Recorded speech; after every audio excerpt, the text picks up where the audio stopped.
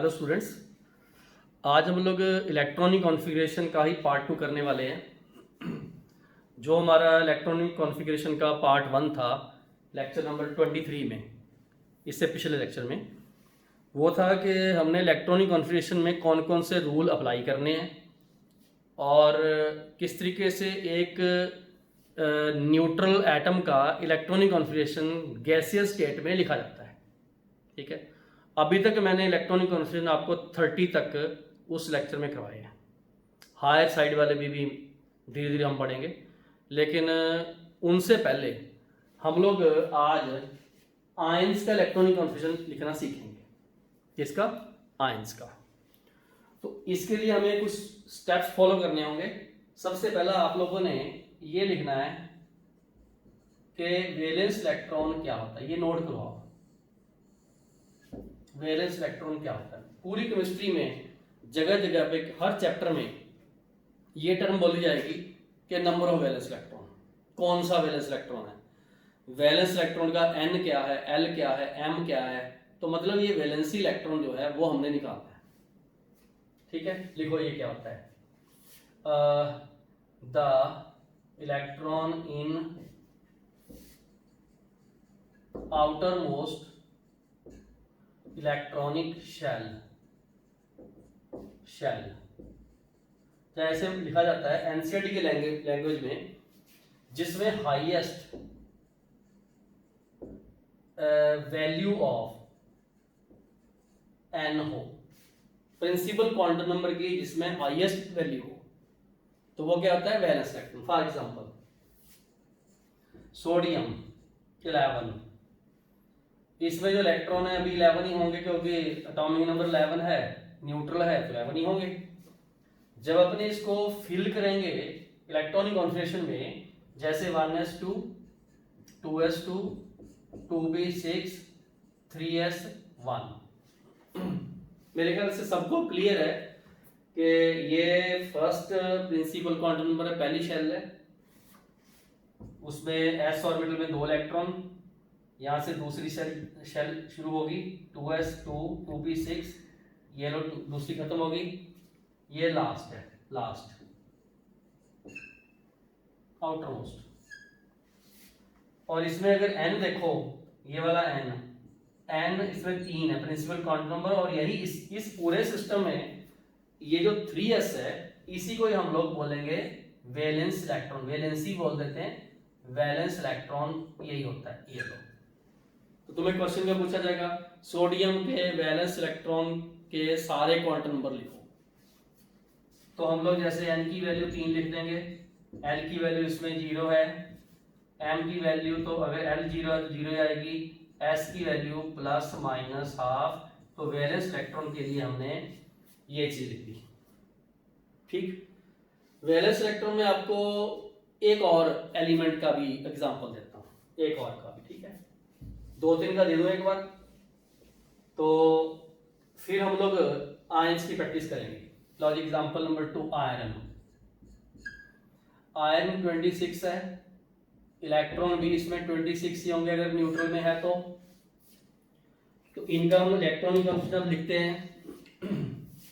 देखो, जब भी 18 से ऊपर हो तो हम लोग आर्गन ले लेंगे, 10 से ऊपर हो नियॉन ले लेंगे, 2 से ऊपर हो हीलियम ले लेंगे। तो इसमें जो न्यूक्लियर कोर आएगी, जिसको हम लोग न्यूक्लियर कोर बोलते हैं, वो आएगी आर्गन की 18, क्योंकि इससे नीचे वाली नोबल गैस 18 है। ठीक, तो टोटल अब जो इलेक्ट्रॉन बचे हैं, मतलब 26 टोटल है, 18 तो इसमें आ चुके हैं। अगर आप इसको पूरा लिखना चाहते हो तो 1s2 2s2 2p6 3s2 3p6, यहां तक तो ये आ ही चुका है, ये सारा ये है। कितने बचे और? 8 बचे और। ठीक है, पहले किसमें भरते हैं? 4s2 में, क्योंकि उसकी एनर्जी लो होती है। बाकी कितने बचे? 6। फिर किसमें भरोगे? 3d6। ये समझ आ गया आपको? ठीक है, यहां भी लिख सकता हूं मैं 3d6 4s2। तो इसका जो वैलेंस इलेक्ट्रॉन है वो ये है। वैलेंस इलेक्ट्रॉन इसका 4s2 है। समझ आ गया? बिल्कुल कोई दिक्कत नहीं है। तो वैलेंस इलेक्ट्रॉन वाला जो फंडा है जिसमें n की वैल्यू हाईएस्ट होती है और वो हमने निकालना सीख लिया। हर एक में वैलेंस इलेक्ट्रॉन होता ही, आउटर मोस्ट शेल का इलेक्ट्रॉन। ठीक है, लो जी। अब आउटर मोस्ट शेल जब अपने इलेक्ट्रॉन डिस्कस किया तो हम लोग उसी के बेस पर ही इलेक्ट्रॉनिक कॉन्फ़िगरेशन ऑफ आयंस लिखेंगे। लिखो जी, इलेक्ट्रॉनिक कॉन्फ़िगरेशन ऑफ आयंस लिखते हैं। सबसे पहले हमने इसके कुछ स्टेप फॉलो करने हैं। स्टेप वन लो जी, क्या स्टेप है? पहले नंबर ऑफ इलेक्ट्रॉन लिख लो, कितने होंगे इन द आयन। ठीक है, वो देखो बस बहुत सिंपल सा फंडा है। अगर तो कैटायन है तो उसमें जो इलेक्ट्रॉन होंगे वो लेस देन जेड होंगे। लेस देन जेड होंगे, आपको बताता हूं। सोडियम प्लस Z11 इलेक्ट्रॉन, क्योंकि प्लस चार्ज आया एक माइनस किया आपने तो इलेक्ट्रॉन इसमें 10 है, इसलिए ये लेस देन हो गया। कैटायन में इलेक्ट्रॉन एटॉमिक नंबर से कम होते हैं। अब जितना चार्ज है उतने इलेक्ट्रॉन कम। अब एनायन की बात करता हूं। एनायन में इलेक्ट्रॉन ग्रेटर देन जेड होते हैं। जैसे मान लो मैंने Cl माइनस लिखा, उसका एटॉमिक नंबर 17 है। अब इसमें इलेक्ट्रॉन 17 प्लस 18, जेड तो इसका 17 ही है, कितना है 17, ये ज्यादा होते हैं। तो सबसे पहले हमने इलेक्ट्रॉन निकालने हैं। क्या करना? इलेक्ट्रॉन निकालने हैं। मतलब इन सब में हमने इलेक्ट्रॉन निकालने हैं, जितने मैंने आयंस लेके उसमें हमने इलेक्ट्रॉन निकालने हैं। ठीक है, इलेक्ट्रॉन निकालने, ये पहला स्टेप है। दूसरा स्टेप इसमें ये आएगा कि यहां लिख लो स्टेप 2, और जो इलेक्ट्रॉन ऐड करना और जो इलेक्ट्रॉन अपने रिमूव करना, ये फ्रॉम मतलब ऐड करना तो इनटू,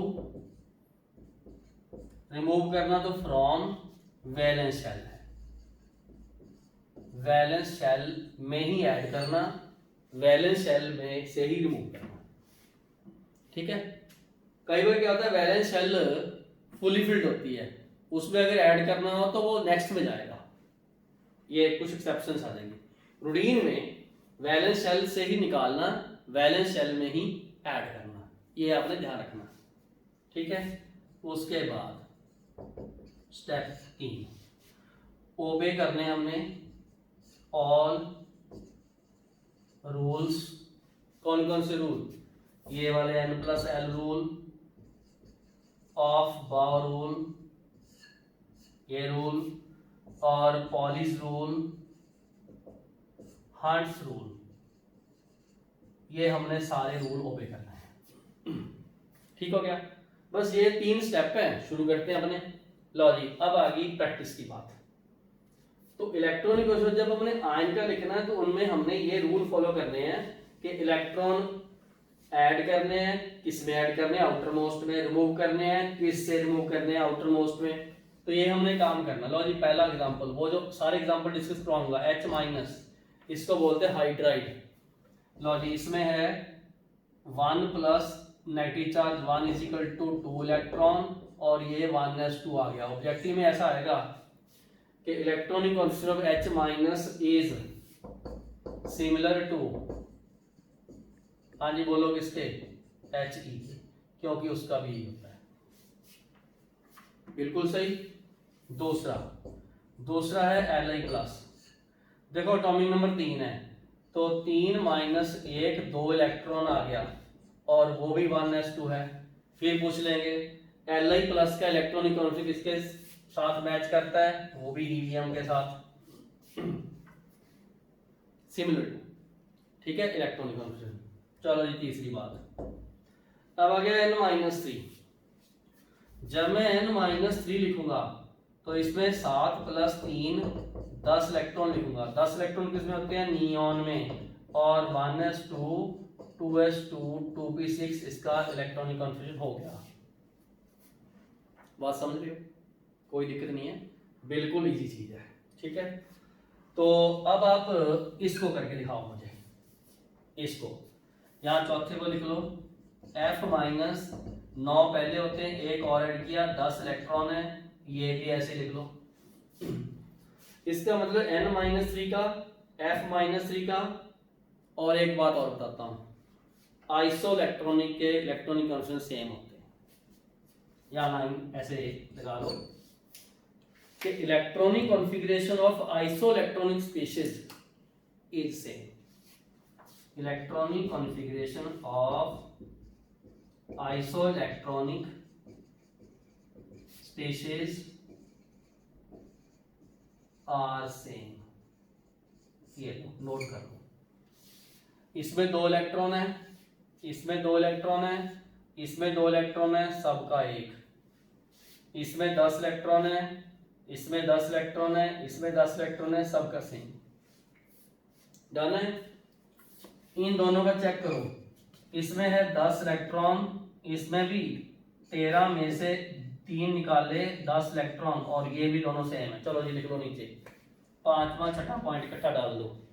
देखो जी Na plus Al+3 both have 10 electron, their electronic configuration is similar to neon। लो जी, Na plus Al+3 have same electron as the neon, that is 10, hence their electronic configuration is same।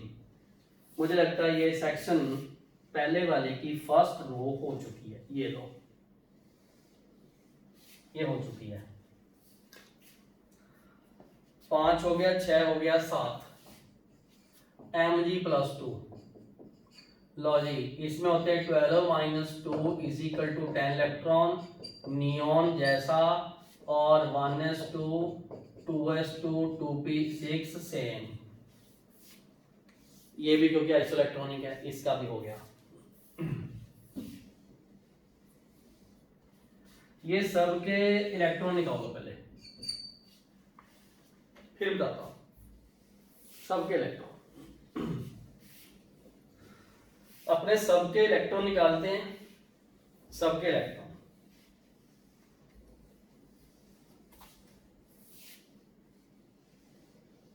हाँ जी, निकाल लिए।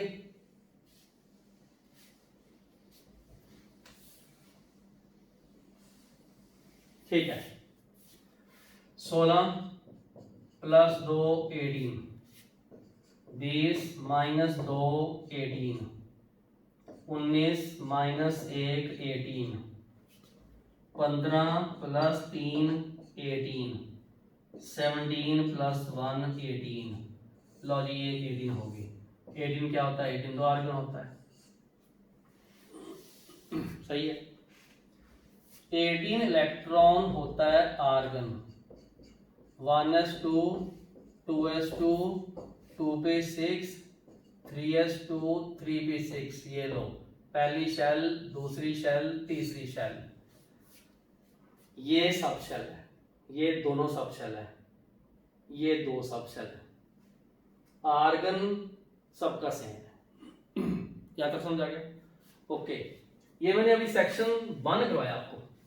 Simple सा फंडा, electron निकालो, electron को लिख लो, जिसके साथ मैच करता है उसको लिख डालो, और जो शेल कैलकुलेट करनी है, वैलेंस इलेक्ट्रॉन कैलकुलेट करने हैं, नंबर ऑफ ऑर्बिटल कैलकुलेट करने हैं, वो एज इट इज है, कोई उसमें मॉडिफिकेशन नहीं है, कोई चेंजेस नहीं है, वो एज इट इज है। ठीक है, चलो आगे चलता हूं। अब बच्चे, वो सेक्शन आ गया, यहां लिखो सेक्शन 2। इनका जो Z है वो ग्रेटर या इक्वल टू 21 है। चलो 21 से ऑनवर्ड, मतलब कहने का मतलब 20 से ऊपर, ग्रेटर देन 20, 21 के बराबर या उससे बड़ा। तो इसमें क्या है, जैसे मैंने आपको पूछ लिया, ये स्कैंडियम +3 लिखा हुआ है, चलो जी +3 लिख दिया मैंने। स्कैंडियम का एटॉमिक नंबर 21 है, 21 - 3 18 हो गए, कोई दिक्कत नहीं। 18 वाले को हम लोग आर्गन मानते हैं, तो 1s2 2s2 2p6 3s2 3p6 तक जाके रुक जाएगा। कोई दिक्कत नहीं है, बिल्कुल इजी, ठीक है, नॉर्मल बात है। चलो आगे, टाइटेनियम। ये ध्यान रखना, मोस्टली एग्जामिनेशन में जैसे 20-21 के बाद के एटॉमिक नंबर दिए होते हैं, वैसे 30 तक तो हमें याद करने होते हैं, बट फिर भी 20 से ऊपर दिए होते हैं, चिंता की कोई बात नहीं है। इसका जो Z है वो 22 है। हाँ जी, क्या है? 22, ठीक है। और जब अपने इलेक्ट्रॉन इसमें निकालेंगे तो वो आएंगे 22 माइनस 2 इज इक्वल टू 20। ये आ गया, बात समझ गए? इतना आ गया, बिल्कुल सही है, इसमें कोई डाउट नहीं है। ठीक है, टाइटेनियम 22 है, 20 आ गया। ओके, हम इसका इलेक्ट्रॉनिक कॉन्फिगरेशन लिखना शुरू कर देते हैं। 1s2 2s2 2p6 3s2 और 3p6 4s2, ठीक है, ऐसे लिख दिया, क्योंकि 20 का तो हम यही लिखते हैं, लिख दिया ना। ओके, इसको रॉन्ग लिखो, रॉन्ग लिख दो। समझाता हूं क्यों रॉन्ग है, ये सेक्शन में अलग से क्यों समझा रहा हूं। जब अपने 20 इलेक्ट्रॉन लिखे तो आपने इसको क्या मान लिया? कैल्शियम मान लिया। कैल्शियम का तो ऐसा होता है, क्या होता है कैल्शियम का, ये कैल्शियम 20 से मैंने 20 की कैल्शियम लिखी है, वो ऐसे ही होता है। 3p6 के बाद 4s2 आता है, बाद में डी आता है। रॉन्ग क्यों है? क्योंकि सबसे पहले अपने टाइटेनियम का इलेक्ट्रॉनिक कॉन्फिगरेशन लिखना है, जो 22 है, वो है 1s2 2s2 2p6 3s2 3p6 फिर 4s2 एंड 3d2। ये है, ये है, ये वाला 22 तो ऐसे भरोगे आप। मैंने इस टाइटेनियम से टाइटेनियम +2 बनाना है, इसका मतलब अब अपने क्या करना, remove electron from the valence shell of titanium, मतलब फ्रॉम 4s, ये वाला। इसलिए जो टाइटेनियम का इलेक्ट्रॉनिक कॉन्फिगरेशन आएगा वो आएगा 1s2 2s2 2p6 3s2 3p6 and 3d2। और ये करेक्ट लिख लो, ये लो करेक्ट लिख लो। ओके, ये भी गलती थी, रॉन्ग है, क्योंकि हमने क्या किया, हमने 20 इलेक्ट्रॉन फिल किए, और 20 इलेक्ट्रॉन जब फिल किए तो हमने कैल्शियम मान लिया इसको। और एक बात ध्यान से सुन लो, जब भी कोई कटायन अनायन बनता है वो एटम से बनता है। फिर से बोलता हूं, जब भी कोई कटायन बनेगा पॉजिटिव चार्ज स्पीशीज और अनायन बनेगा नेगेटिव चार्ज स्पीशीज, वो उसके न्यूट्रल से बनता है। रिमूव करने तो भी न्यूट्रल से, ऐड करने तो भी न्यूट्रल से। ये पते की बात है, ये इंपॉर्टेंट चीज है। हाँ जी, जब भी कोई कटायन अनायन बनता है तो वो उसके न्यूट्रल एटम से बनता है, इलेक्ट्रॉन को रिमूव करके या इलेक्ट्रॉन को ऐड करके, ठीक है। टाइटेनियम +2 जब बनेगा टाइटेनियम से बनेगा, तो इसका मतलब टाइटेनियम को माइंड में रखेंगे, उसके वैलेंस से रिमूव करेंगे। कर दिए रिमूव, वो तो गलत होना ही था, ये सही है। ये बहुत बड़ी मिस्टेक होती है, बहुत बड़ी मिस्टेक होती है। क्यों? आपको पूछ लेंगे टाइटेनियम +2 जो है उसकी जो वैलेंस शेल है उसके लिए L की वैल्यू बताओ, तो L की वैल्यू बताओगे तो L फॉर D = 2। और अगर आपने ये फंडा लगा दिया तो इसमें L = 0, तो आंसर अपने देखो L यहां 2 है, यहां 0 है, आपने तो सही लिखना। ये प्रॉब्लम आती है। तो हमने एक चीज बहुत इंपॉर्टेंट नोट कर ली कि हमने आयन उसके न्यूट्रल एटम से ही बनाना है। अब नहीं गलती होगी फ्यूचर में कभी भी। लो जी, अब मुझे लगता है कि ये हमने कर लिए, ये भी कर लिया, इसको करके दिखाओ, इसको करके दिखाओ। लो जी, करके देखते हैं। अब हमने सही करने हैं, गलत नहीं करने, सही करने हैं हमने। सही गलत मैंने बता दिया। अगर तो सीधे इलेक्ट्रॉन फिल करोगे रूल लगा के फिर तो गलत हो जाएगा। अगर आप एटम से बनाओगे तो सही हो जाएगा। चाहे इससे पिछले वाले सेक्शन 1 में अप्लाई कर लो, कोई दिक्कत नहीं है, किसी में अप्लाई कर लो, बात वही रहेगी। अब आ गया V+3।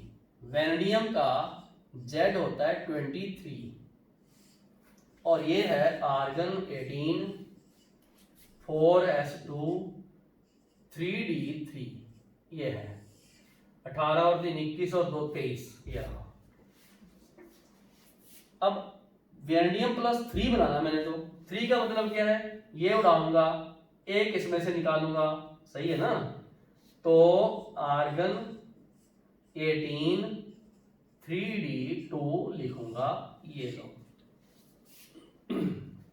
समझ आ गया? बिल्कुल बिल्कुल सही, 3d2 है। अब आ जाओ, वैनेडियम कर लिया अपने। वैनेडियम के बाद क्रोमियम आता, पहले ये उठाओ, उसी ऑर्डर में चलते हैं। क्रोमियम +3, इसका Z है 24, argon 3d5 4s1 exceptional exactly half filled more stable. Atomic number 30 तक 2 एक्सेप्शन है, क्रोमियम और कॉपर की। उसके रीजन है exactly half filled more stable, वहां है completely filled is more stable. Okay, अब मैंने क्रोमियम +3 बनाना है, तो बाहर का पहले 1 निकालूंगा, यहां से 2 निकालूंगा, तो अल्टीमेटली मुझे पास आर्गन 3d3 आएगा। ये क्या आएगा? 3d3 आएगा। बस ये ठीक है। और इसमें आपको पूछ लेंगे क्रोमियम +3 का अनपेड इलेक्ट्रॉन कितने हैं, कोई दिक्कत नहीं है। 5 ऑर्बिटल होते हैं, 3d3 है, सिंगल सिंगल फिल करना, 3 अनपेड है। वैलेंस इलेक्ट्रॉन इसमें डी में पड़ा क्रोमियम +3 में, और इसमें नोडल प्लेन्स कितनी होती हैं? Equal to L। तो ये डी की वैल्यू यहाँ पर 2 है, तो जो वैलेंस इलेक्ट्रॉन है इसमें, उसके लिए डी की वैल्यू, जो L की वैल्यू है वो 2 है। नंबर ऑफ नोडल प्लेन 2 आएंगे। ये लो, Mn+2 लिखो। लो बच्चे, Mn+2, इसका एटॉमिक नंबर है 25 25 वाले को जब फिल करते हैं तो आर्गन 18 4s2 एंड 3d5 ऐसे फिल करते हैं। ठीक है, समझ आ गया सबको? क्योंकि मैंने +2 करना तो मैंने दोनों के दोनों यहां से रिमूव करूंगा, इसको 0 कर दूंगा, तो ये बन गया आर्गन 18 3d5। बिल्कुल सही।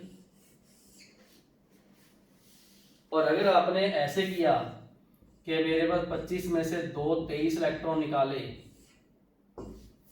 और अब 23 इलेक्ट्रॉन को फिल करना शुरू किया ऐसे, आर्गन 18 4s2 और 3d3, ये रॉन्ग होगा, क्योंकि आपने इलेक्ट्रॉन के अकॉर्डिंग चले, वो रॉन्ग है। अगर आप एटम से आयन बनाओगे वो सही है, ये करेक्ट है। यहां फंसोगे जाके। तो एक बात सुन ली, कौन से वाली?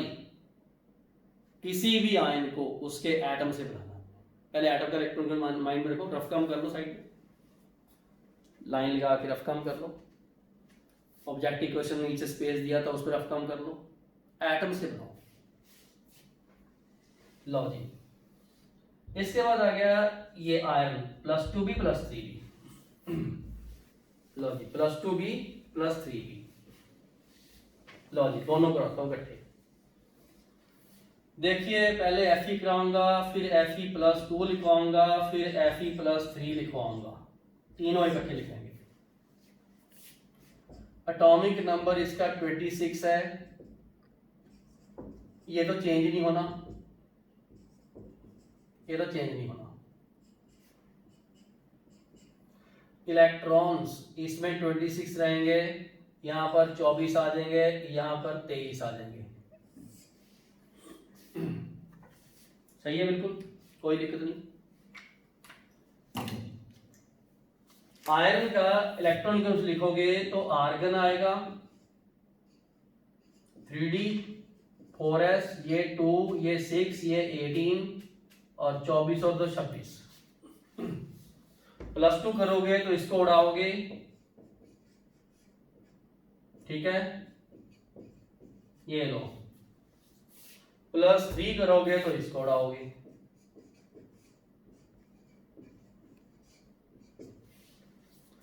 इसका मतलब जो Fe+3 है वो सेम है एज Mn+2,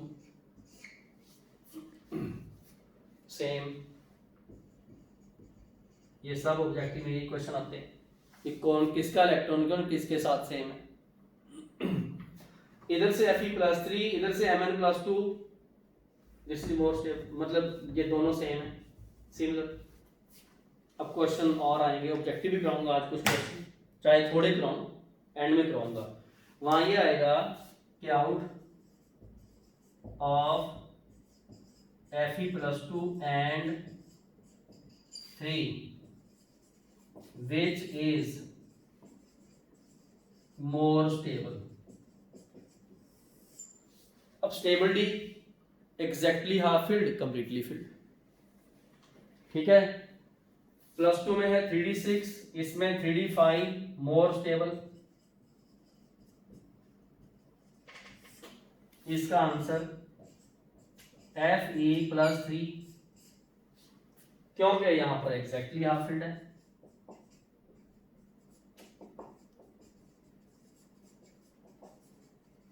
एंड में मैंने ये चीजें भी समझानी है कि हम लोग एग्जैक्टली हाफ फील्ड एक्चुअल में क्यों मोर स्टेबल बोलते हैं।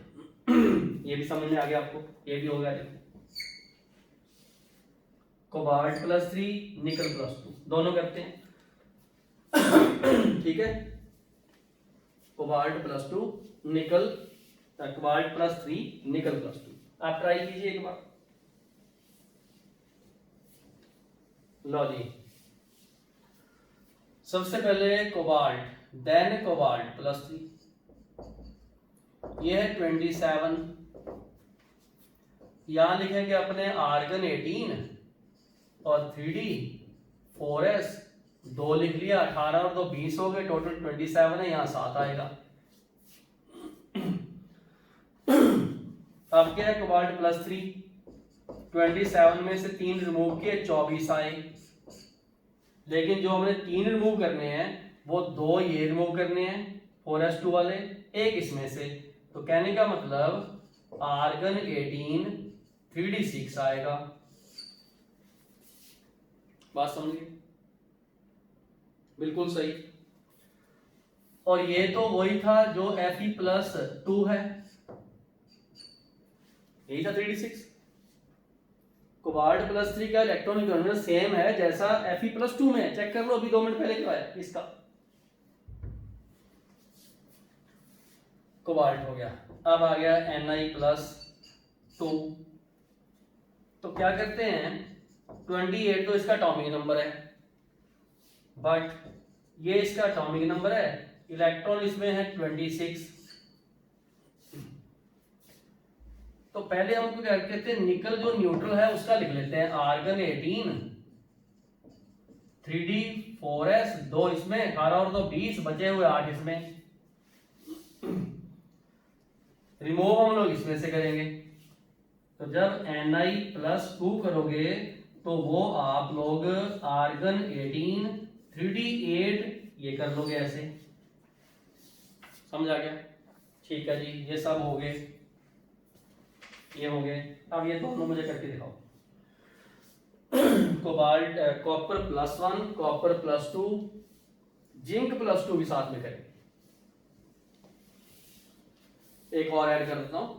लो जी, यहां कॉपर लिखिए, फिर कॉपर प्लस लिखिए, फिर कॉपर +2, फिर जिंक एंड जिंक +2। चलो ये सब कर लेते हैं इकट्ठे।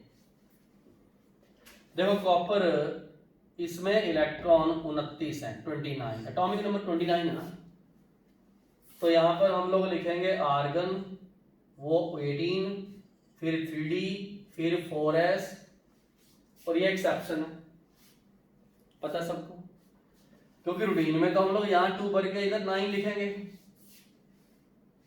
लेकिन हमें पता है कि इसका जो 4s है वो इसमें शिफ्ट हो जाता है, क्योंकि completely field is more stable. तो एक्चुअल में तो यही है, पहले तो ये लिखो इसको।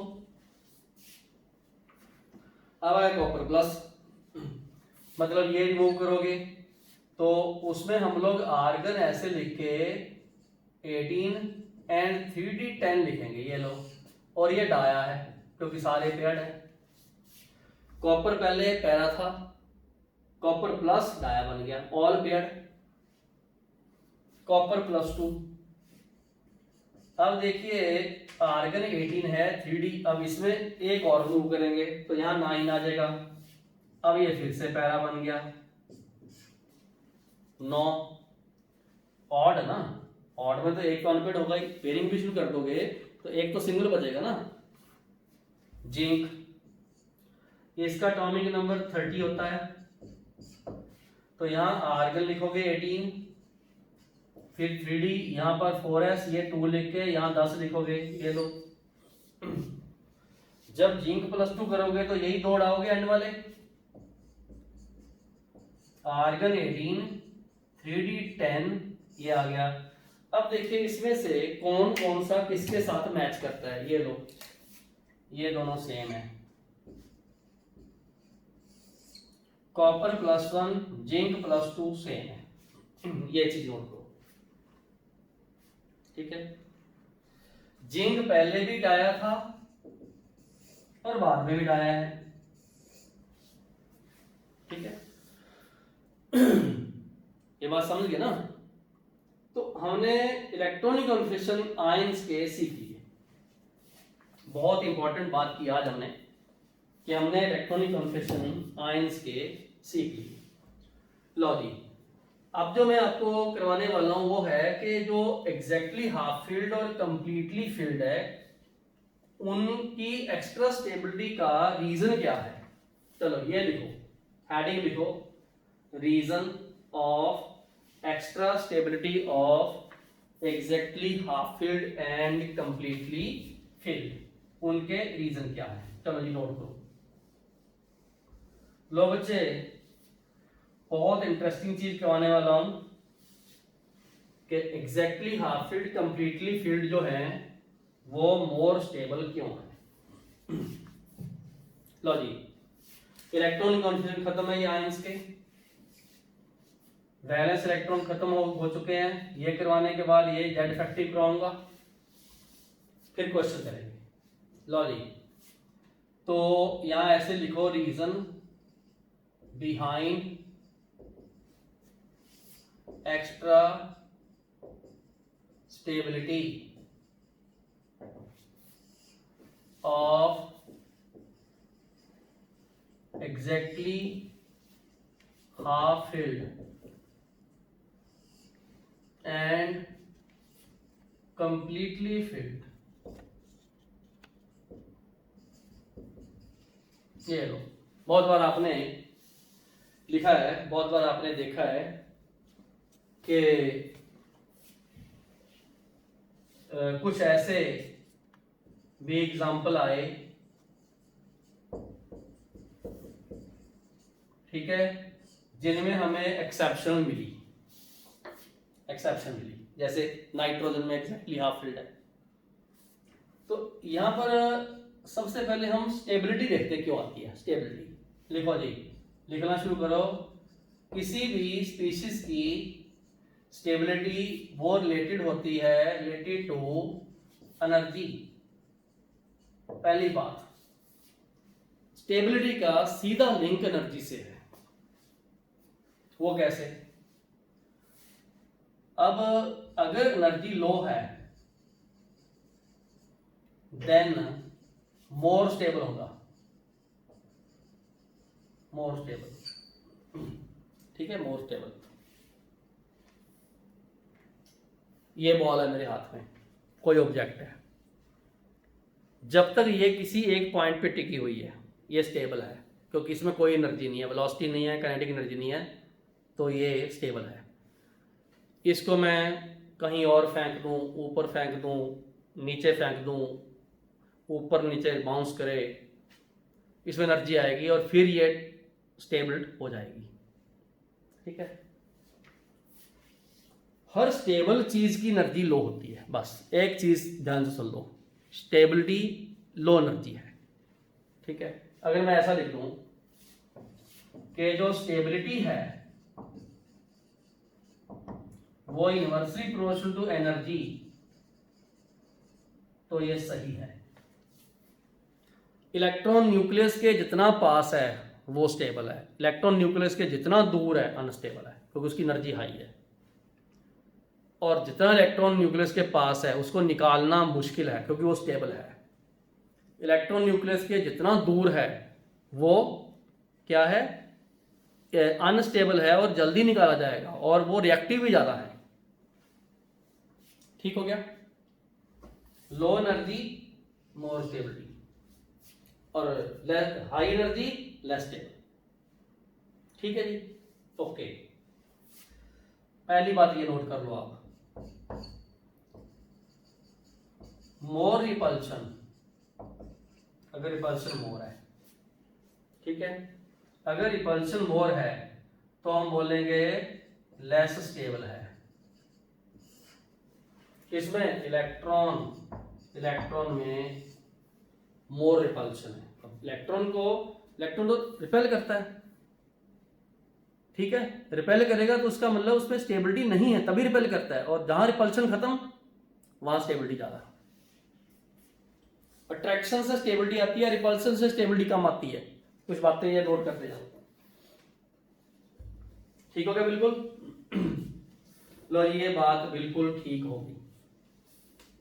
ठीक है, ये बात नोट कर लो, ऐसा कुछ देखा गया।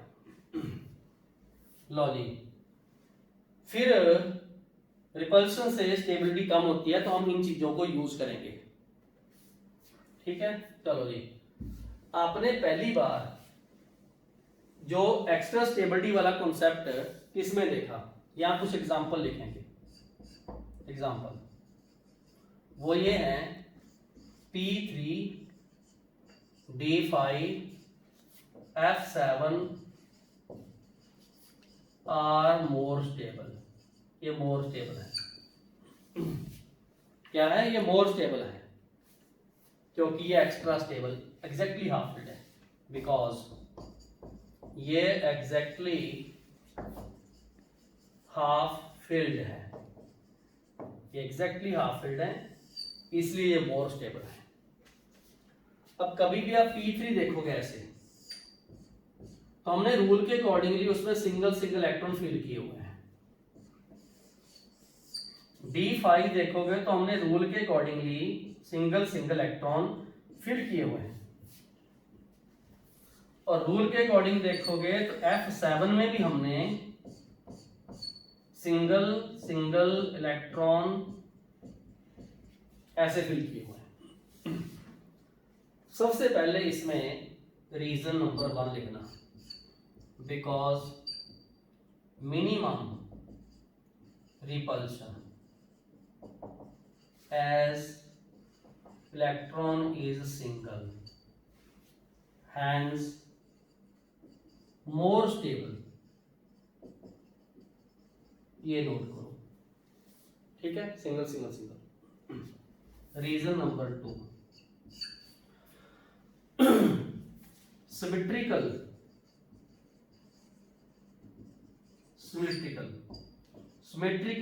Distribution of electron. Symmetrical distribution, पूरे इस वर्ल्ड में अगर कोई भी चीज वेल अरेंज्ड हो, सिमेट्रिकल हो, हमारे घर में इतनी सारी चीजें होती हैं, अगर कोई कहाँ पड़ी है कोई कहाँ पड़ी है, हम बोलेंगे यार मजा नहीं आया जाके, क्योंकि अरेंजमेंट सही नहीं है। आपके स्टडी रूम में जब कोई इंटर करता है तो वहाँ पर 5-7 चीज़ें देखता है। क्या बुक्स टेबल पे पड़ी हैं, या कहीं और। रूम वेल प्लान्ड है, हर चीज symmetrical, symmetrical means well arranged. Distribution को हम स्टेबल बोलते हैं, अच्छा लगता है, देखने को अच्छा लगता है, ये यूनिवर्स का लॉ है। Symmetrical distribution of electron leads to more stability than unsymmetrical. Unsymmetrical वो कैसे? तीन ऑर्बिटल है, तीन इलेक्ट्रॉन है, तीनों की स्पिन एक साइड में है, वेल प्लान्ड। 5 ऑर्बिटल है, पांचों में एक एक। 7 ऑर्बिटल है, सातों में एक एक। अगर ऐसा हो, ये ना ही हो, ये 2 ये खाली, सिमेट्रिकल कहां से हुआ? या ऐसा हो, इसमें डबल कर दें, ये सिमेट्रिकल नहीं, ये सिमेट्रिकल है। अगर ये ना हो, अनसिमेट्रिकल। अगर इसमें मैं 2 फिल कर दूं, फिर अनसिमेट्रिकल। तो symmetrical arrangement is distribution of electron is more stable. Reason number 2। Reason number 3, लो जी, सिमेट्रिकल अरेंजमेंट में तो हम लोग एक चीज और बहुत इंपॉर्टेंट देखते हैं। सिमेट्रिकल अरेंजमेंट तो फुली फिल्ड में भी आते हैं।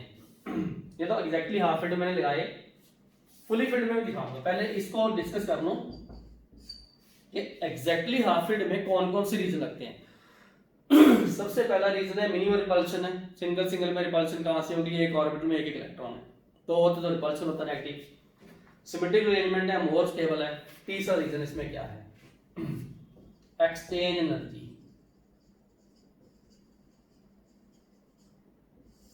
Directly proportional to number of exchanges of electron within the subshell. Subshell, एक सबशेल में इलेक्ट्रॉन के चांसेस हैं आपस में एक्सचेंज करने के। वो समझाता हूं उसका मतलब क्या होता है। लो जी, अभी समझाता हूं।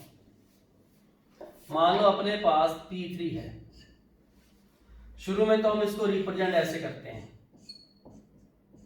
ये तो एक रिप्रेजेंट करने का तरीका है। एक पी सबशेल में 3 ऑर्बिटल है, सिंगल सिंगल भर दो।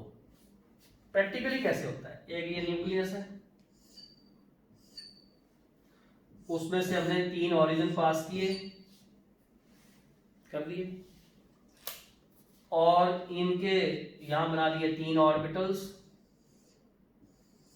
ऐसे। एक x है, ये वाला y है, ये वाला z है, तो आपको पता चल गया एक पी सबशेल में 3 ऑर्बिटल्स हैं। हमने क्या किया? एक इलेक्ट्रॉन यहां रखा, ठीक, फिर हमने एक यहां रखा, एक हमने यहां रखा, ठीक हो गया। अब हर ऑर्बिटल में एक इलेक्ट्रॉन है, हर ऑर्बिटल में एक इलेक्ट्रॉन है। बात समझ गए होंगे, एक इलेक्ट्रॉन है, ठीक है, कोई दिक्कत नहीं है। ओके, तो ये एक्सचेंज भी हो सकता है। कैसे? इसको इसके साथ एक्सचेंज कर लो, यहां ले जाओ, इसको यहां ले जाओ, ये देखो खाली हो गया, ये तो चला गया, ये खाली हो गया, देखो, इसको यहां ले जाओ, ठीक है, एक्सचेंज हो गया। उसमें क्या है? मैंने एक्सचेंज कर दिया, पॉसिबल है। एक्सचेंज करने से स्टेबिलिटी बढ़ती है, क्योंकि उसमें नेगेटिव चार्ज एक जगह पे नहीं रहता, वो फैलता है, उसको बोलते हैं डीलोकलाइजेशन। लेकिन हम लोग इसको शो कैसे करते हैं? इस तरीके शो करते हैं कि ये इलेक्ट्रॉन इसके साथ एक्सचेंज हो सकता है और ये इसके साथ भी हो सकता है।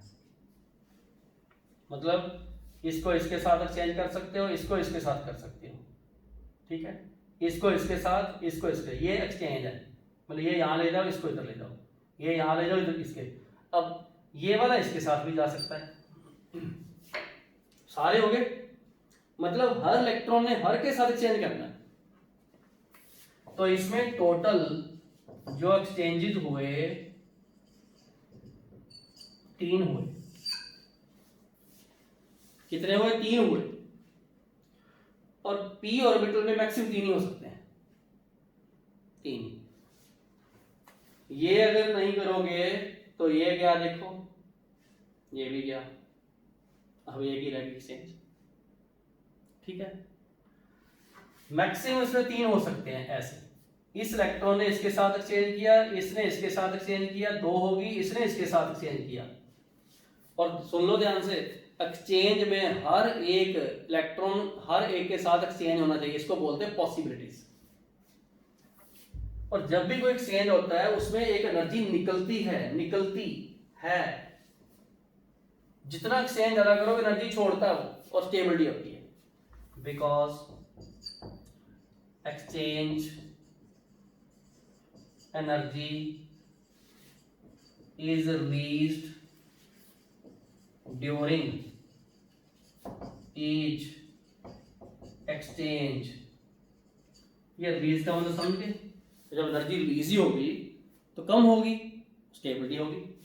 Hence energy low after exchange, वो मिनिमम हो जाएगी, उससे कम नहीं होती, जीरो नहीं होती कभी भी। और तभी उसकी जो स्टेबिलिटी है वो मैक्सिमम होती है। ये करो नोट बात, एक्सचेंज वाला कहानी समझ में आई। लो जी, 3 पॉइंट हमने देखे, कौन कौन से? Symmetrical arrangement is far better to show the stability, more symmetrical more stable. अगर इलेक्ट्रॉन दूर दूर हैं, रिपल्शन कम है, then it is more stable. और अगर एक्सचेंजेस हो रहे हैं, जितने ज्यादा एक्सचेंजेस हो रहे हैं उतना ही मोर स्टेबल। चलो जी, अब ये चीजें तो हमने यहाँ डिस्कस कर दी, लेकिन हमें क्वेश्चन क्या आएंगे? क्वेश्चन ये आएंगे D5 में कितनी एक्सचेंजेस हो रही हैं, F7 में कितनी एक्सचेंजेस हो रही हैं। ये हमारा क्वेश्चन का पार्ट है। लो जी, क्वेश्चन यहीं पर, number of exchanges in D5 D7। Okay, option इसमें 5 10 6 12, इसमें 7 15 21 8, कितनी होगी? लो बच्चे, बहुत इंपॉर्टेंट बात करवाने वाला हूं कि कितनी एक्सचेंजेस होती हैं D5 में। ये मैंने ऑप्शन दे दिया आपको, करते हैं, कोई दिक्कत नहीं है। सबसे पहले जब वो D5 है तो हम शो कैसे करेंगे? 5 ऑर्बिटल, पांचों में सिंगल सिंगल। पहले वाला दूसरे के साथ एक्सचेंज, पहले वाले ने तीसरे के साथ एक्सचेंज, पहले वाले ने चौथे के साथ एक्सचेंज, पहले वाले ने 5वें के साथ एक्सचेंज। बात समझ में आएगी? सही है बिल्कुल। दूसरे वाला पहले से तो कर चुका है, दूसरे वाला तीसरे के साथ एक्सचेंज, चौथे के साथ एक्सचेंज, इसके साथ एक्सचेंज, 3 एक्सचेंज होगी। और समझ आ रही बात? पक्का। ओके, अब तीसरे वाले ने इसके साथ एक्सचेंज, इसके साथ एक्सचेंज, ये भी समझ में आ रही? ठीक है, समझाता हूं। इसका शॉर्टकट है हमारे पास। क्या शॉर्टकट है? बहुत सिंपल शॉर्टकट है। वो शॉर्टकट आपने D7 पे लगा देना। अभी मैं पूरा नहीं किया ऊपर वाला क्वेश्चन, नो पूरा नहीं किया मैंने, रुक के करूंगा अभी।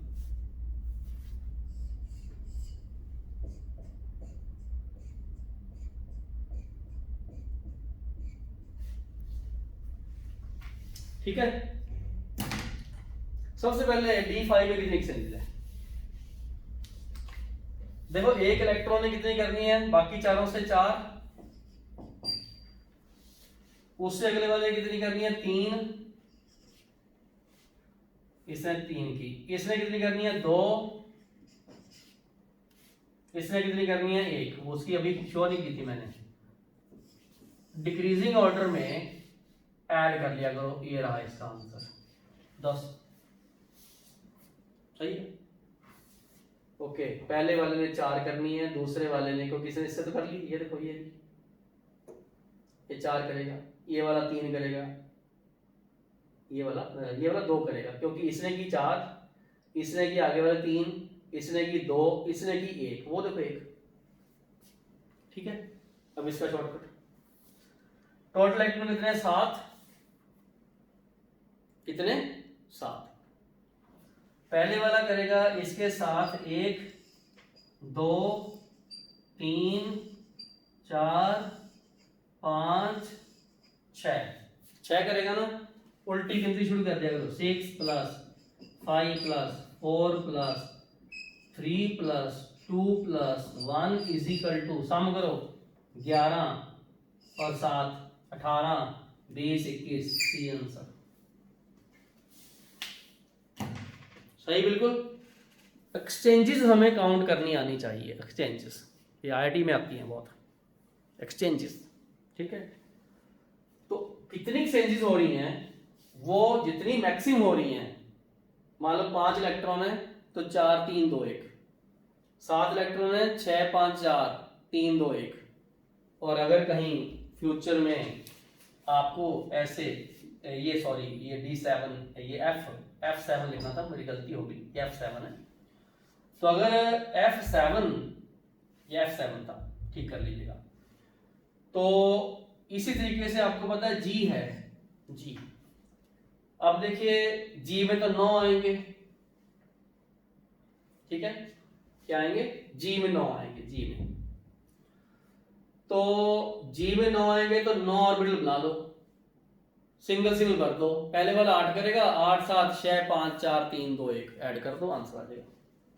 तो ये नंबर ऑफ चेंजेस मैंने आपको करवाए, ठीक है। लो जी, तो हमने नंबर ऑफ चेंजेस के फंडे कर लिए। अब बच्चे ये थी extra stability of the exactly half field, और जो फुली फील्ड वाले फंडे हैं, फुली फील्ड वाले, उसमें सिर्फ एक चीज ली जाती है कि उसमें नोबल गैस कॉन्फ़िगरेशन आते हैं, यहां लिखो why fully filled more stable.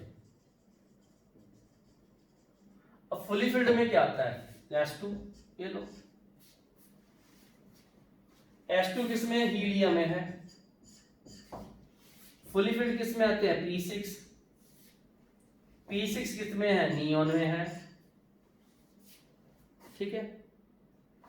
तो जिनमें फुली फील्ड आ जाए, फुली फील्ड आ जाए, वो क्योंकि नोबल गैस कॉन्फ़िगरेशन को ओबे करना शुरू कर देते हैं, इसलिए मोर स्टेबल है, ठीक है, बिकॉज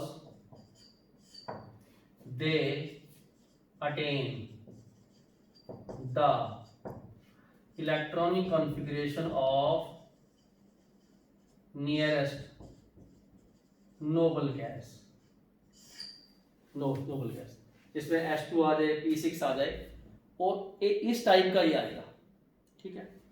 यहां पर कुछ एक्सेप्शन आती है, जैसे आप बोलोगे D10 या F14, तो इनकी जो स्टेबिलिटी का रीजन है, इनकी स्टेबिलिटी का रीजन जो है कंप्लीटली फील्ड का, यहां एक आता है pseudo noble gas electronic configuration, ये हाई क्लासेस में आएगा, स्यूडो बोलते हैं इसको। मतलब बेसिकली कंप्लीट, जैसे नॉर्मली नोबल गैसेस में S2 या P6, नियोन में आप देखोगे ना, तो ऐसे आएगा 1s2 2s2 2p6, ये देखो फुली फील्ड वाला फंडा आ गया। S2 कहीं भी आएगा तो हीलियम जैसा आ गया फुली फील्ड, तो उनको ही इन्होंने कंप्लीटली फील्ड को, और दूसरे नंबर पे जो P6 ये है, इनको स्यूडो बोलते हैं ये। जैसे मतलब आपने देखा कॉपर में D10 है, जिंक में भी है, कहीं हायर में F14 आ जाएगा, तो उसको स्यूडो नोबल गैस बोलते हैं, pseudo noble gas electronic configuration. ये हम लोग मोस्टली +2 में करते हैं, ठीक है। ओके, ये बात आपको समझ में आ चुकी है। चलो जी नेक्स्ट। अब बच्चे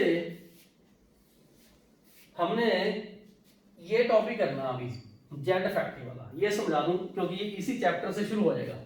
जेड फैक्टिव का फंडा, ठीक है, जेड फैक्टिव। लो जी, नया टॉपिक जेड फैक्टिव, इसका कॉन्सेप्ट समझना अपन, इफेक्टिव, ठीक है। पूरी बात समझाऊंगा पहले। देखिए, इन एन एटम, किसी भी एटम में एक न्यूक्लियस पक्का है, सही है बिल्कुल, न्यूक्लियस तो पक्का है, सही है बिल्कुल, ओके।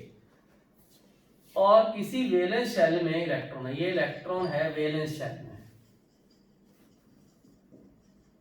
ये लो वैलेंस शेल में इलेक्ट्रॉन है, ठीक है। अब देखिए, देयर इज पॉसिबिलिटी इस वैलेंस शेल और इस न्यूक्लियस के बीच में और शेल्स भी हों, इनको बोलेंगे हम लोग इनर शेल। ये है आउटर मोस्ट, आउटर मोस्ट। इस न्यूक्लियस में Z इजिकल टू प्रोटॉन है, और ये वाला जो Z है, इस Z को बोलते हैं एक्चुअल, एक्चुअल क्या बोलते हैं, एक्चुअल। मान लो हम लोग इसको पोटेशियम लेते हैं जिसमें Z की वैल्यू 19 है, सबको पता है 2881 इसका इलेक्ट्रॉनिक कॉन्फ़िगरेशन है, 19, 8 और 8 16, 2 18 और 1 19, 2 इलेक्ट्रॉन इसमें है, 8 इलेक्ट्रॉन इसमें है, 8 इसमें है, 1 इलेक्ट्रॉन इसमें है, ठीक है जी, ओके। जेड एक्चुअल इसका 19 है, एक्चुअल। अब क्वेश्चन आ गया इफेक्टिव क्या है। न्यूक्लियस का इस इलेक्ट्रॉन के ऊपर कितना फोर्स ऑफ अट्रैक्शन लगता है, ये खींचने वाला, इफेक्टिव। देखो बहुत सिंपल सी बात समझाता हूं, बहुत लेमन लैंग्वेज में, सिंपल लैंग्वेज में। सन का टेम्परेचर बहुत हाई है, 10⁶ केल्विन के आसपास ऑर्डर का है, 10⁶ केल्विन के, ठीक है। और अगर हम लोग उसके पास चले गए, ये मान के चलो वेपर्स बन के उड़ जाएंगे, मिलेंगे नहीं, टेम्परेचर इतना हाई, ओके। फिर सन और हम लोगों के बीच में क्या चीज ऐसी है जो इसकी हीट को नहीं आने देती, एटमॉस्फेयर की लेयर्स, ठीक। जितनी हीट इसमें है वो एक्चुअल है, और जो हमारे तक पहुंचती है वो इफेक्टिव है, व्हाट एक्चुअली वी फील, ठीक है। इतना सुन लो, जहां पर पहुंची हुई हीट उससे बहुत कम है जो इसके एक्चुअल है। बात समझ आ गई। जेड इफेक्टिव मतलब कि द फोर्स और the nuclear charge which is experienced by outermost electron and it is less than the actual value, Z effective, ठीक है। इसके ऊपर लगने वाला फोर्स, ये जो फोर्स है, अब मैंने इसको Z effective बोल दूंगा, और ये लेस देन Z actual होता है। कुछ ऐसी एक्सेप्शन भी है जिसमें बराबर भी होता है, ठीक है। ऐसा क्यों, फिर से सुनो। देखिए, बीच वाली इनर शेल में नेगेटिव चार्ज है, तो है ही इलेक्ट्रॉन सारे, ये नेगेटिव चार्ज, ये भी नेगेटिव चार्ज, ये भी नेगेटिव चार्ज, और ये भी नेगेटिव चार्ज। ये इसको रिपेल करेगी ऐसे, ये इसको रिपेल करेगी ऐसे, ये इसको रिपेल करेगी ऐसे। इसका मतलब बीच वाली शेल्स आउटर मोस्ट को रिपेल करती है, और अगर ये रिपेल करेगी तो ये वाला जब ऐसे खींचेगा तो उसके उल्ट फोर्स लगने शुरू हो गई, ओके, रिपेल करती है। तो मैं यहां पर ये लिखूंगा कि जो इनर शेल्स हैं वो आउटर मोस्ट इलेक्ट्रॉन को रिपेल करती हैं, जिसके कारण the nuclear charge felt by valence electron is less than actual, and that decreased value, जो वैल्यू है इफेक्टिव, वो जेड इफेक्टिव है। हाँ लिखो, because inner shell electron repel the outermost electrons due to negative charge, hence effect of nucleus, इसका मतलब attractive force, attraction on the valence shell is less. This decreased Z is Z effective. ये लो, कम हो गया। क्यों? जितनी force इसमें थी 19 की, वो 19 की 19 यहां तक नहीं पहुंची, इन्होंने कैंसिल कर दी, कैंसिल कर दी ना। इसीलिए जेड इफेक्टिव जेड एक्चुअल से कम होता है, ये मोर ये लेस। इस पे तो 19 यूनिट चार्ज है, यहां थोड़ी 19 का फोर्स लगता है, ये बीच में कैंसिल कर देती है। अगर आपको पूछा जाए जेड इफेक्टिव कितना होता है, हम बोलेंगे जेड एक्चुअल में से स्क्रीनिंग इफेक्ट कम करना, उसको सिग्मा से रिप्रेजेंट करते हैं। स्क्रीनिंग इफेक्ट जेड एक्चुअल है, स्क्रीनिंग इफेक्ट है। What is meaning of screen? Screen means रुकावट। ये इलेक्ट्रॉन है, ये न्यूक्लियस है, इसके बीच में 1 2 3 screen. Screen means number of shell. Screen, किसी रूम में अगर अपने 2 पार्टीशन करने हो तो बीच में कट लगा देते हैं, उसको स्क्रीन बोलते हैं। Screen means which divide any volume any place into 2 half. Screen doctor use करते हैं, पेशेंट को चेक करते हैं, बोलते हैं स्क्रीन लगा दो। ओके, इसका स्क्रीनिंग इफेक्ट है, इनर शेल का स्क्रीनिंग इफेक्ट है।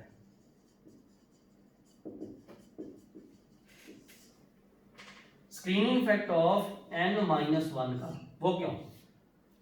मान लो ये 1 है, ये 2 है, ये 3 है, ये 4 है, तो यहां पर n की वैल्यू 4 आ गई। अपने 3 का देखना, बाहर वाली के ऊपर अंदर वाले का देखोगे ना, कम एक कम होगी वो तो। जनरली स्क्रीनिंग इफेक्ट किसका होता है? इनर शेल का, इनर शेल। ठीक है, इसमें लिख लो, यहां साइड में ही एक चीज और लिख लो। लिखो जी, कौन सी चीज? जो स्क्रीनिंग इफेक्ट है, screening effect of inner shell directly proportional to number of shell. जितनी शेल अंदर ज्यादा होगी, मतलब किसी में 3 है ज्यादा होगी, 2 है कम होगी, 1 है और कम होगी। Screening effect of inner shell, number of shells. और ये ध्यान रखना, ये n-1 काउंट करते हैं। अगर टोटल 5 है तो 4 की काउंट करनी है, टोटल 6 है तो 5 की काउंट करनी है। ठीक है, क्लियर हो गया?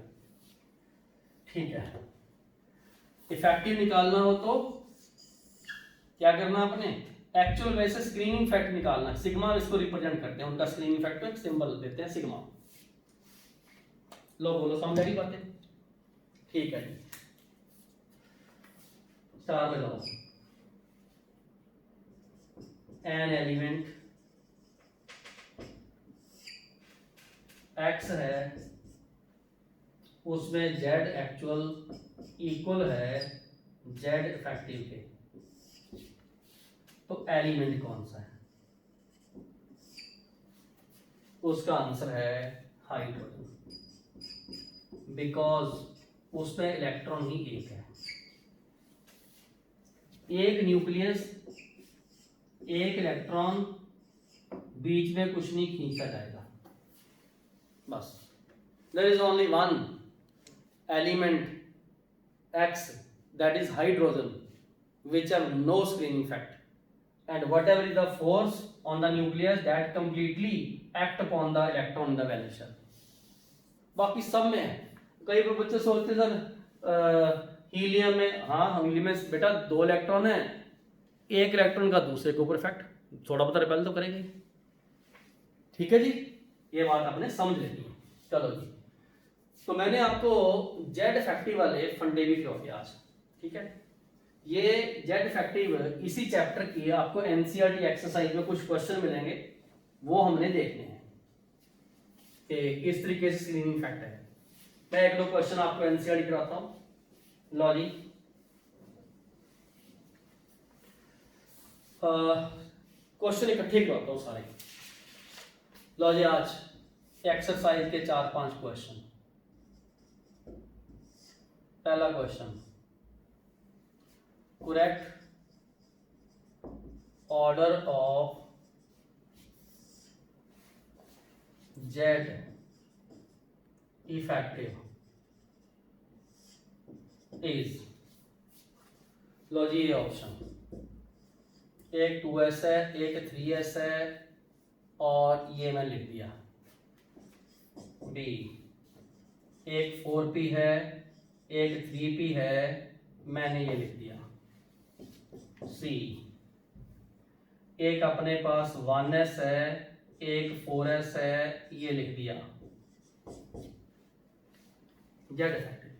ठीक है, उसके बाद हमने लिखा, एक मैंने 4f लिखा, एक मैंने एक 4d लिखा, और एक 3d लिखा, ये लिख दिया। ठीक है, 2s तो न्यूक्लियस के पास है, 3s दूर है, दूर वाले के ऊपर तो इफेक्टिव कम होता है, ये तो गलत है। ये सही है, ये भी गलत है। मैक्सिमम तो 1s के ऊपर ही होगा ना, जो पास में है, इसके ऊपर कम होगा, दूर चला गया, और ये भी गलत है। तो आंसर इसका क्या आ गया? बी आ गया। बात समझ आ गई? जेड इफेक्टिव का ऑर्डर हमने कर लिया अभी। चलो जी, पहला क्वेश्चन खत्म। आज के मेरे इस लेक्चर में जो कुछ इंपॉर्टेंट क्वेश्चन बनते हैं वो मैंने जरूर करवाने हैं। ठीक है, लो जी, एक और क्वेश्चन, दूसरा question, correct order of Z effective is, A option Na plus में दोनों में बराबर, Na ज्यादा है Na प्लस का, Na से ज्यादा है Na plus, Na plus Mg plus 2 में इसका आएगा। Technical question. लो जी, हाँ जी, एक चीज बता देता हूं मैं, ये correct order of Z effective on the valence electron लिख लो। ठीक बच्चे, एक चीज मैंने देख ली कि यहां पर है प्रोटॉन 11, इलेक्ट्रॉन 11, और यहां पर क्या है? Proton 11, electron 10। ये 11 प्रोटॉन 11 इलेक्ट्रॉन को खींचते हैं, और ये 11 प्रोटॉन 10 इलेक्ट्रॉन को खींचते हैं, तो खींचने वाले ज्यादा होंगे। ठीक है, ओके। केटायन के केस में जो केटायन है उसका ज्यादा होता है न्यूट्रल से, ये सी आंसर है। ठीक है, क्योंकि जब भी आप केटायन बनाते हो उसमें इलेक्ट्रॉन कम कर देते हो, न्यूक्लियर चार्ज वही रहता है। तो केटायन के केस में जो केटायन है उसका जेड इफेक्टिव न्यूट्रल से ज्यादा होता है। ये लाइन नोट कर लो, in cation Z effective increase because number of electron decrease, but उसमें और क्या है, बट जो एटॉमिक नंबर है वो सेम रहता है। जब भी कभी आपको जेड इफेक्टिव देखना हो तो और कुछ ना किया करो, जेड बाय ई का रेशो देखा करो, रेशो प्रोटॉन पर इलेक्ट्रॉन, प्रोटॉन पर इलेक्ट्रॉन। ठीक है, जेड बाई ई का रेशो देखा करो, बस ये देखा करो। यहाँ मैं लिखवा दूं Z effective directly proportional to Z by E का रेशो देखा करो, रेशो। जब इलेक्ट्रॉन कम करोगे ज्यादा हो जाएगा, नीचे है ना इलेक्ट्रॉन, जब इलेक्ट्रॉन ज्यादा कर दोगे तो ये कम हो जाएगा क्योंकि इलेक्ट्रॉन डिनोमिनेटर में है। ठीक है जी, लो जी एक और क्वेश्चन करता हूं, वो बिना समझाए आपको आंसर देना। स्टेटमेंट यही है, correct order of Z effective on the valence electron is a F minus equal to F, F greater than F minus, F से एफ माइनस ज्यादा, ओ माइनस टू का ज्यादा एफ माइनस से। ठीक, लो जी, जब कभी एनायन आ जाए उसमें इलेक्ट्रॉन इंक्रीज होते हैं। देखो ये 9 है, यहां 10 इलेक्ट्रॉन है। जेड बाई ई ये है जेड इफेक्टिव, और जो जेड इफेक्टिव है वो डिक्रीज हो जाएगा क्योंकि न्यूक्लियस में तो उतना ही न्यूक्लियर चार्ज है, उतना रहेगा। ठीक है, बराबर तो होने का मतलब ही नहीं, 9 प्रोटॉन न्यूक्लियर चार्ज, यहाँ 9 इलेक्ट्रॉन खींचते हैं, यहाँ 10 को, ये बराबर तो मतलब ही नहीं। ये भी आंसर इसका, क्योंकि यहाँ 9 को खींचते हैं, इधर 9 10 को खींचते हैं। ठीक हो गया बिल्कुल। और कई बार बच्चा सोचता है इसमें ऐसा क्या देखा हमने, इसमें है 8 प्रोटॉन 10 इलेक्ट्रॉन, इसमें है 9 प्रोटॉन 10 इलेक्ट्रॉन, तो यहाँ पर 8/10 आएगा, इधर 9/10 आएगा, तो ये आ गया 0.8, ये आ गया 0.9, ये तो ज्यादा हो ही गया। यहाँ उल्टा लिखा मैंने, इसको ऐसे सोचना आपने। चलो जी 3 क्वेश्चन हो गए, चौथा लिखो, 4th क्वेश्चन। ठीक है, जेड इफेक्टिव वाले कुछ क्वेश्चन। हाँ जी, चौथा question, correct order of stability of species, correct order क्या है? ठीक है जी, ए ऑप्शन Fe+2 Fe+3 में ये ज्यादा, Mn+2 Fe+2 में ये ज्यादा, Cu+ and इसमें ये ज्यादा, डी ऑल। लॉजिक क्या लॉजिक है? देखो यहां पर Fe है, इसे Fe+2 बनाया और इसे Fe+3 बनाया। Fe क्या है? आर्गन लिख के ये 26 है, 4s2 लिखा है। जब मैं Fe+2 बनाऊंगा तो मुझे पता मैं ये दोनों उड़ाऊंगा, तो यहां पर 3d6 आएगा इसमें। ठीक है, जब मैं +3 बनाऊंगा तो 2 ये उड़ाऊंगा, एक यहां से उड़ाऊंगा, तो ये मैंने लिखा 3d5 exactly half field more stable then the incompletely field. ये करेक्ट है, ए तो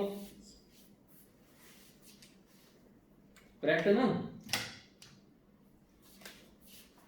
यहां लिखा मैंने Mn, वो है 3d5 4s2 25 है ना, 25।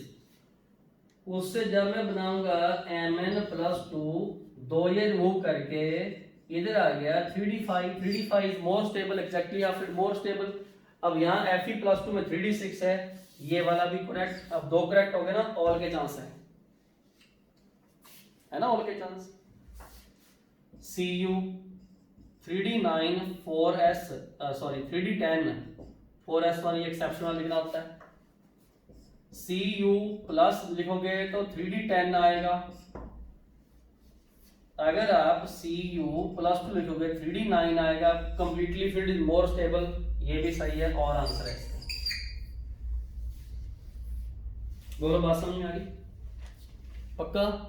बिल्कुल समझ में आएगी। लो जी, ये क्वेश्चन इंपॉर्टेंट है, नोट कर लो इस तरीके से, ठीक है। बिल्कुल, तो इंपॉर्टेंट क्वेश्चन है, कौन सा स्टेबल है इलेक्ट्रॉनिक कॉन्फ़िगरेशन के बेस पर। आगे चलो एक और,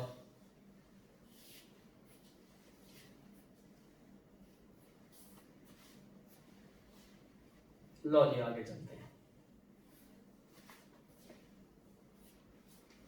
हाँ जी, पांचवा क्वेश्चन सब्जेक्टिव क्वेश्चन है। Correct order of Z effective is, subjective question, n-3 O-2 F- Na plus Mg plus 2 Al plus 3, ठीक है। इसको हमने ऑर्डर देना, नीचे एक और P-3 S-2 Cl minus K plus Ca plus 2 scandium plus 3, इसके हमने जेड इफेक्टिव के करेक्ट ऑर्डर देने, और फिर से समझ लो directly proportional to Z by E. अगर मैं यहां पर जेड लिखूं, इसका जेड +7 +8 9 11 और 13 एटॉमिक नंबर, ये जेड है, जेड इफेक्टिव नहीं है। अगर मैं इलेक्ट्रॉन लिखूं 7 और 3 10 10 10 इलेक्ट्रॉन, ठीक है जी, ये ऑर्डर है इसका। और मैंने पहले बताया हुआ है कि एनायन केस में बढ़ता होता है, एनायन केस में कम होता है। ये देखो, एनायन में कम हो गया, एनायन में ज्यादा हो गया। और इसका आंसर आप खुद कर लेना, ये आंसर इसका, ठीक है, बिल्कुल सही। लो जी, पांचवा क्वेश्चन हो गया। एक 6 क्वेश्चन और करता हूं, लिखो जी 6 क्वेश्चन।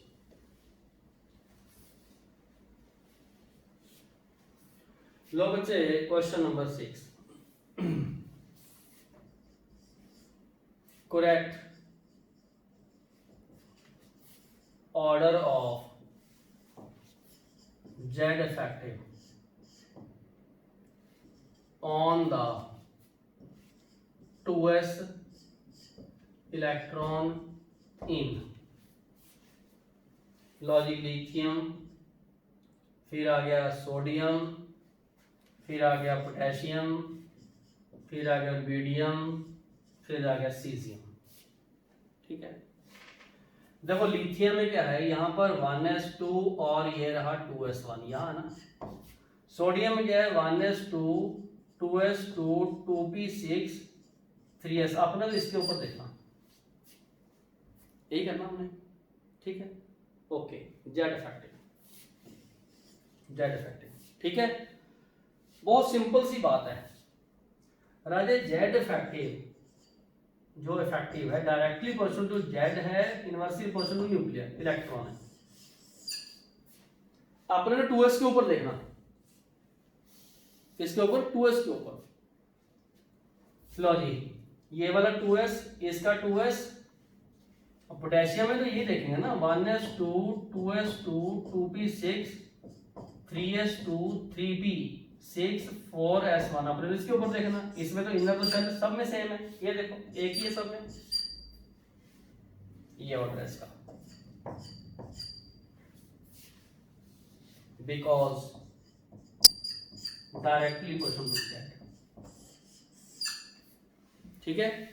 यहाँ एक बहुत इंपॉर्टेंट एनसीईआरटी में कुछ लाइनें लिखी हुई हैं, वो ये है कि अगर आपको एनर्जी पूछी जाए कि इसकी 2s की, इसमें लिथियम में एनर्जी पूछी जाए 2s की, इसमें सोडियम में, फिर एनर्जी पूछी जाए कि इसकी 2s की पोटेशियम में, इसका ऑर्डर क्या होगा। अब बच्चा सोचता सर 2s में तो सिंपल हम लोग यही देखेंगे कि ये n प्लस l के अकॉर्डिंगली 2 प्लस 0 तो 3 ही आता है। तो बच्चा क्या करता है, इसको बराबर लगाता है। अभी सारे 2s थे, सारे 2s थे। इसका ऑर्डर ये है, ये ऑर्डर। क्यों ऐसा? बच्चे समझ लो ध्यान से, ये 1s है, ये 2s है, ये 1s में 2 है, यहाँ पर 2s में कितने भी इलेक्ट्रॉन हैं? अभी तो इसमें सब में एक एक ही है, यहाँ दो दो भी है, n लिख लो। इस 2s को किसका न्यूक्लियस अपनी तरफ ज्यादा खींचता है? अब खींचेगा तब जिसमें न्यूक्लियर चार्ज ज्यादा है। न्यूक्लियर चार्ज इसमें 3 है, इसमें 11 है, इसमें 19 है, इसमें 37 है, यहाँ पर 55 है। अब इनकी बात करोगे तो इधर 3, इधर 11 और इधर 19। अब जिसमें न्यूक्लियर चार्ज ज्यादा है वो ही ज्यादा खींचेगा। 2s तो सब में ही है, 2s 2s 2s। तो जिसमें न्यूक्लियर चार्ज ज्यादा हो गया करेगा, इसको खींच लेगा अपनी तरफ, खींच लेगा, खींच लेगा। जब खींच लेगा तो एनर्जी तो लो ही होनी है, क्योंकि बाहर को एनर्जी ज्यादा हो रही है। जब खींच लेगा तो एनर्जी क्या होगी? लो। अब लो किसकी होगी? ज्यादा खींचने वाले की, पोटेशियम की। इसमें 11 खींचेंगे, लिथियम वाले की सबसे ज्यादा होगी। इसलिए ये जो क्वेश्चन है, ये मैंने आईआईटी लेवल के क्वेश्चन कराए। वैसे ये एनसीईआरटी के लाइनों में है, डिजाइन वहां से ऐसे होते हैं, ठीक है, बिल्कुल। तो ये हमने आज पूरा कंप्लीट सेक्शन किया है इलेक्ट्रॉनिक कॉन्फ़िगरेशन का पार्ट 2। पार्ट 2 बेसिकली क्या है? Practice of the question based on the electronic configuration है, एप्लीकेशंस, कॉम्पिटिटिव ज्यादा है ये, ठीक है। तो मैंने आज काफी छोटी छोटी बातें करवाई है। मैंने सबसे पहले वैलेंस इलेक्ट्रॉन बताए थे, फिर मैंने आपको कैटायन आयन के इलेक्ट्रॉनिक कॉन्फ़िगरेशन सिखाए, फिर उसके बाद अपने एक्स्ट्रा स्टेबिलिटी वाला कॉन्सेप्ट किया, देन हमने जेड इफेक्टिव वाला कॉन्सेप्ट किया, और एंड में जो क्वेश्चन है वो बेसिकली मैंने जेड इफेक्टिव के कॉन्सेप्ट कराए। एक चीज़ ध्यान से समझ लो, जितने इलेक्ट्रॉन ज़्यादा होंगे जेड इफेक्टिव उतना ही कम होगा, जितने इलेक्ट्रॉन कम होंगे उतना ज़्यादा होगा। और अगर आ जाए सेम जैसे 2s 2s 2s, बस वहाँ तो आपने जेड देखना होता है। और इसका एक लॉजिक और भी है कि जहाँ कहीं भी अपने अगर एनर्जी देखनी हो En, तो वहाँ -k into Z² bye n रखते हैं। ऐसे n हमने सेम ले लिया, ये देखो 2s 2s n तो सेम ले लिया, इसका मतलब ये तो गया। अब जितना z ज्यादा करोगे उतना ये माइनस होगा, माइनस का मतलब लो, और ये सही लिखा हमने, जिसका z ज्यादा उसका लो। तो ये फंडे भी यहाँ लगते हैं इनमें, ठीक है। इसको साइड में आराम से नोट कर लेना। तो आज हमने काफ़ी इंटरेस्टिंग चीज़ें की है, और जिन बच्चों ने अभी तक फोटोन की ऐप डाउनलोड नहीं की, वो डाउनलोड करके उसमें सारे फीचर आप इंजॉय करो। स्पेशली टेस्ट पोर्टल हैं और पुराने लेक्चर्स हैं, उसमें असाइनमेंट्स, PDF फाइल सारी। तो पूरा अपनी स्टडी को प्रॉपर मेंटेन करो, नोट्स मेंटेन करो, और जो भी किसी में क्वेश्चन में डाउट हो तो मेरे को पर्सनल व्हाट्सएप पे ये पिक भेज देना, और इसको सारे को रिवाइज करो। Okay, thank you for joining photon classes and having with me. Okay, thank you.